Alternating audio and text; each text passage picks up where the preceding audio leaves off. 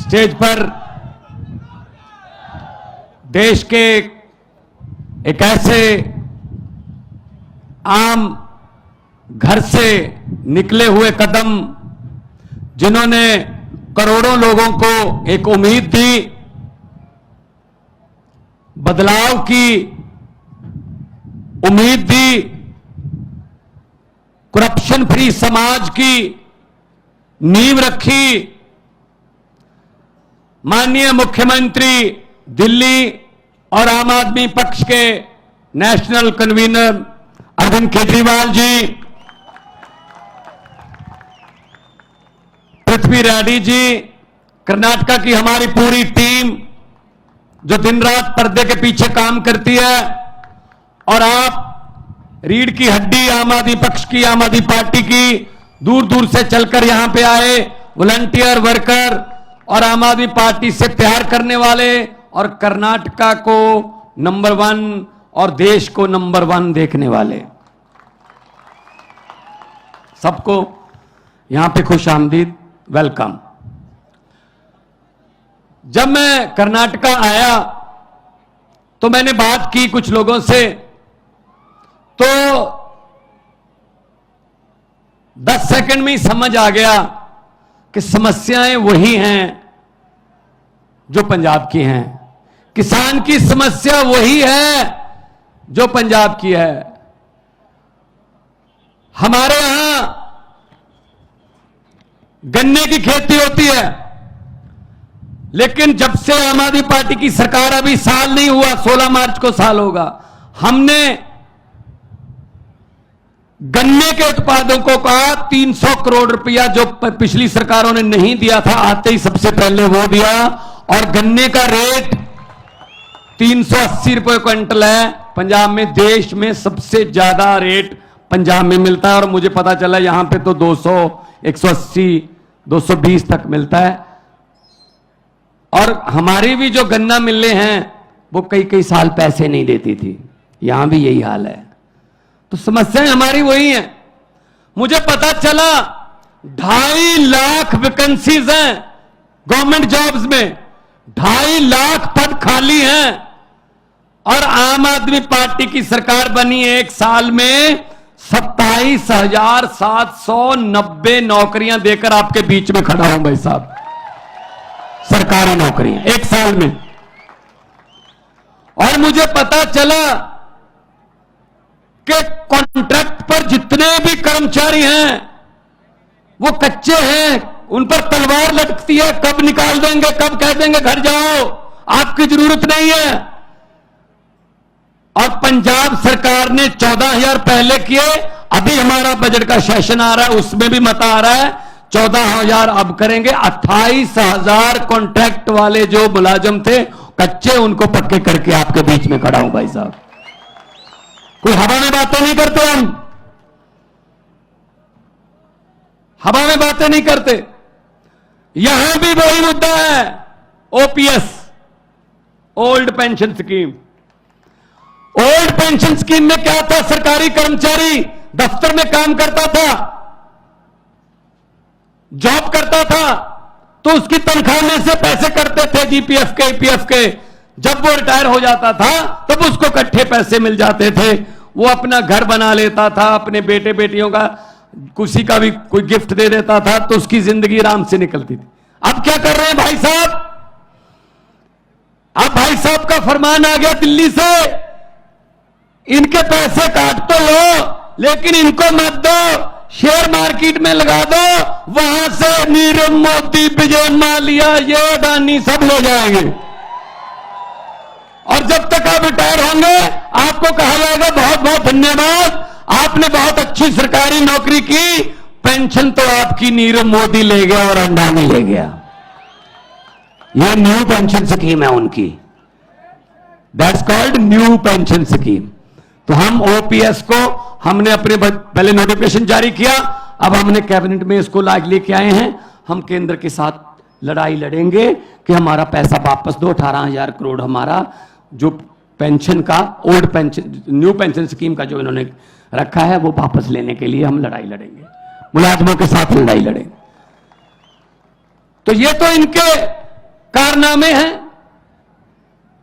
हम हवा में बात नहीं करते।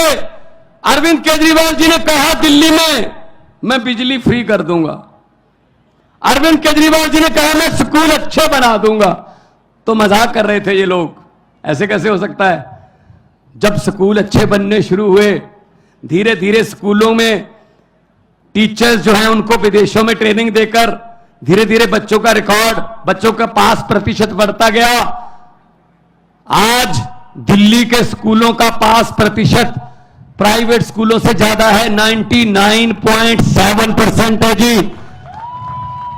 मैं तब पंजाब में अभी चुनाव नहीं हुए थे, मैं 2014 से एमपी था, 2019 में भी एमपी था, तो मैं दिल्ली रहता था जब पार्लियामेंट होती थी।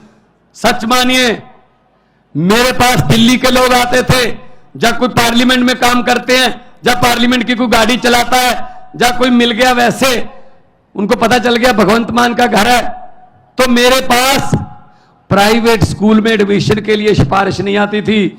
वो कहते थे जी दिल्ली के किसी सरकारी स्कूल में एडमिशन करवा दो, बच्चे की जिंदगी सवर जाएगी। ये किया अरविंद केजरीवाल जी ने, ये किया मनीष सिसोदिया जी ने। बदले में क्या किया? मनीष सिसोदिया को गिरफ्तार कर लो। स्कूल क्यों बना रहा है? अगर स्कूल बन गए तो देश के नौजवान शिक्षित हो जाएंगे। शिक्षित हो गए तो उनको समझ आ जाएगी कि वोट जो है उसकी कीमत होती है। उनको पता चल जाएगा कि वोट नफरत के नाम पर नहीं, विकास के नाम पर डाला जाता है। इसीलिए वो कहते हैं कि मनीष सिसोदिया को अंदर कर दो। अस्पताल बनाए, मुफ्त इलाज होता है दिल्ली में। चाहे आपने पैरासीटामोल से लेकर बड़े बड़े इलाज 40 लाख तक के ऑपरेशन मुफ्त होते हैं भाई साहब दिल्ली में। इन्होंने कहा क्यों, ऐसा क्यों होता है भाई, लोगों को मरने दो, ऐसा नहीं हो सकता। तो सतेंद्र जैन को अंदर कर दो जिसने हॉस्पिटल बनाए।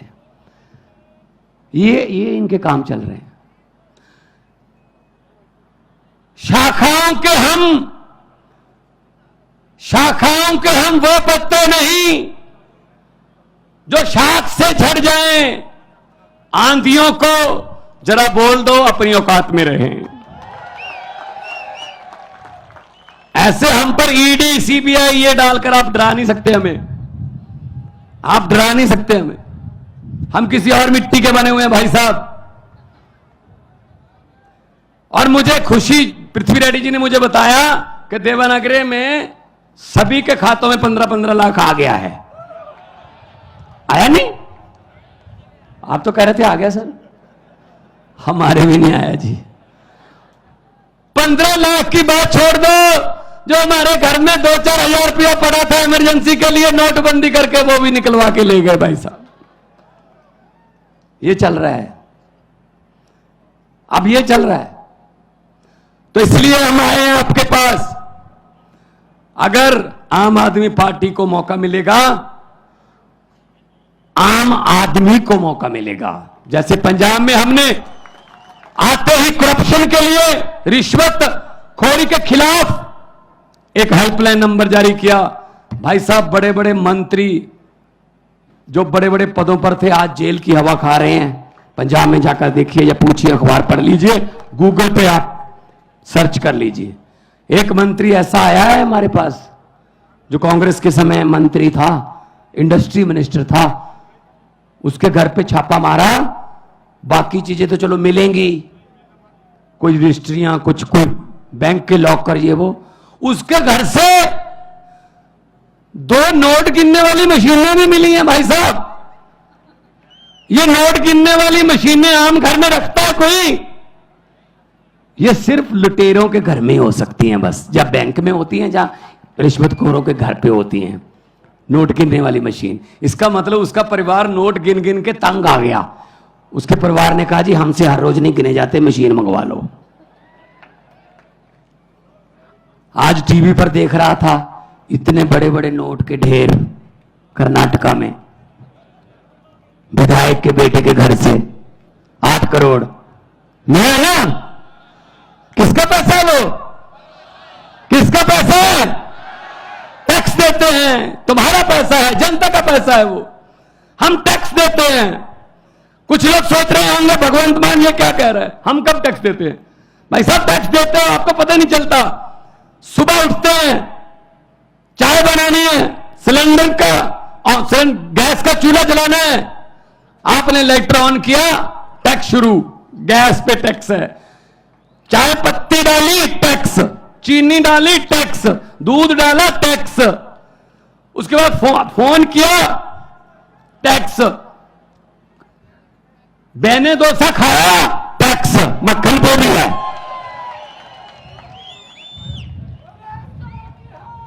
अब तो छाछ पे भी टैक्स है, आटे पे भी टैक्स है। बाजार गए, मोटरसाइकिल लेके गए, डीजल पेट्रोल टैक्स, सब्जी लाए टैक्स, शाम को डिनर करके सोचते हो सोने से पहले शुक्र है अब कोई टैक्स नहीं है, नहीं नहीं गलतफहमी में हो, ऊपर पंखा चल रहा है टैक्स। भाई साहब हम तो सोते हुए भी टैक्स दे रहे हैं, जब हम सो रहे हैं तब भी टैक्स दे रहे हैं। तो इनके बेटों के घर से 8-8 करोड़ के पैसे मिलते हैं। 8 करोड़ तो वैसे एक छोटी सी झांकी है। तो ये चीजें खत्म करनी है तो सफाई करनी पड़ेगी, और सफाई के लिए कौन सा यंत्र यूज होता है? झाड़ू। झाड़ू चलेगा। इन भ्रष्टाचारियों को मैं कहना चाहता हूं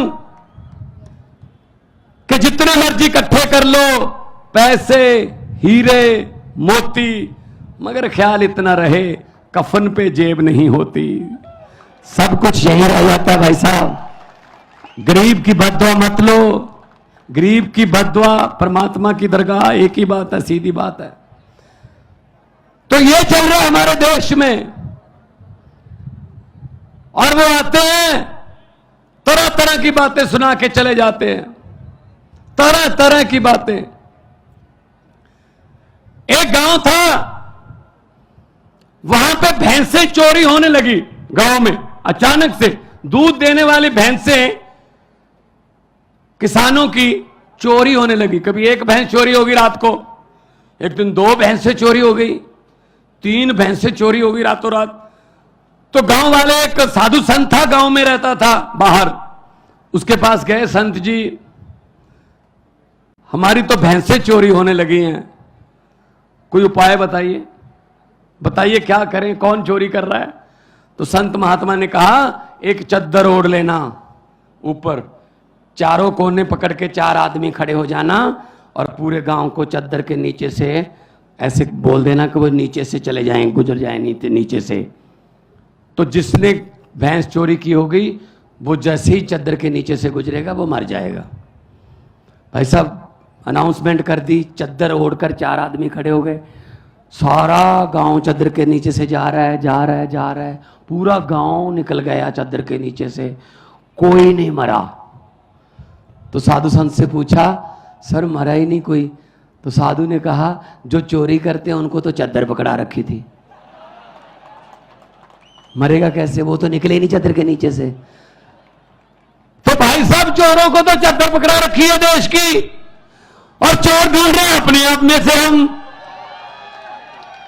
ये बीजेपी, कांग्रेस, जेडीएस, ये सब चोर हैं, सब चोर हैं। ये इनको निकालो बाहर, इनको जनतंत्र से इनको निकालो बाहर, उसके बाद पकड़ेंगे इनको कि कितना किसने नुकसान किया। अभी मुझे पत्रकार पूछ रहे थे ये करप्शन से, भ्रष्टाचार से देश का कितना नुकसान हो गया होगा। मैंने कहा जी ये वो वाली बात है, एक दुकान में चोरी हो गई, कोई दुकान थी छोटी सी कोई पंसारी की, चोरी हो गई।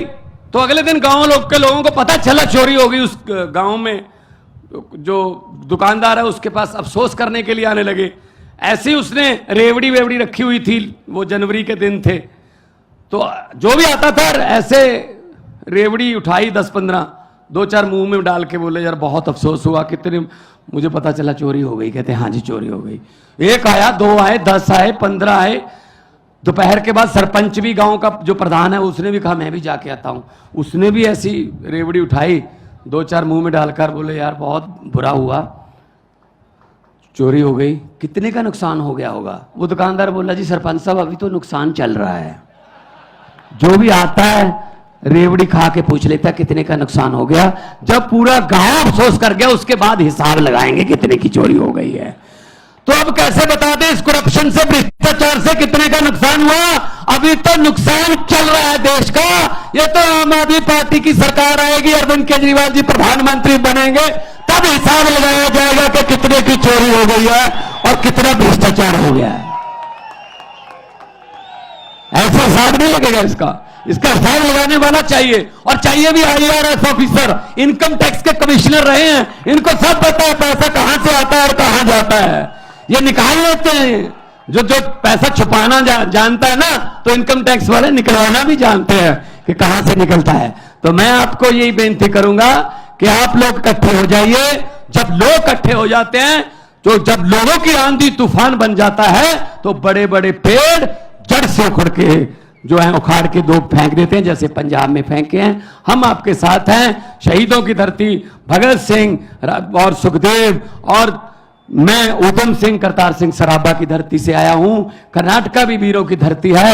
हम लोगों ने देश के लिए, आजादी के लिए हमारे पुरखों ने अपनी कुर्बानियां दी हैं। इस आजादी को हम ऐसे किसी 2-4 परिवारों को सौंपने वाले नहीं हैं। ये देश किसी के बाप की जागीर नहीं है, ये 130 करोड़ लोगों का देश है। बहुत बहुत धन्यवाद, बहुत बहुत मेहरबानी। भारत माता की बोलो, सो निहाल। बहुत बहुत धन्यवाद।